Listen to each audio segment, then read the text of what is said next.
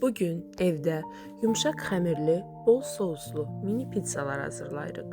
Əvvəlcə xəmiri üçün bir qaba 300 ml ilıq su, 10 qram quru maya, 1 yemək qaşığı şəkər tozu və 1 yemək qaşığı un əlavə edib qarışdırırıq. Mayanın aktivləşməsi üçün 5 dəqiqə gözlədirik.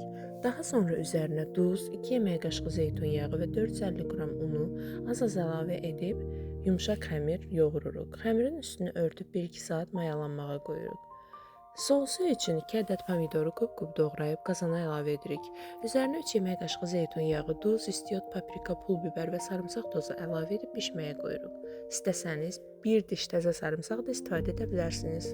Pomidorlar yumşaldıqdan sonra blenderlə çəkib yenidən qazana tökürük və 1 yemək qaşığı tomat pastası əlavə edib suyu çəkilənə qədər bişiririk. Tomat pastası sousa həm rəng, həm də daha gözəl dad verir. Mayalanan xəmirin havasını alıb 12 hissəyə bölürük.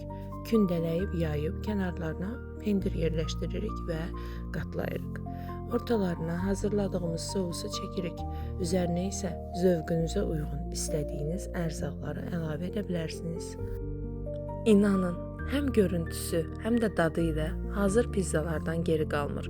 Xəmiri yumşaq, kənarları isə içi pendirli və möhtəşəm olur. Xüsusilə isti-isti yeyəndə dadı bir başqa olur.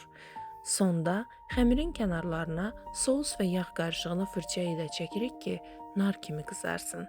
220 dərəcəli sobada altı və üstü gözəl qızarana kimi bişiririk. Nuş olsun.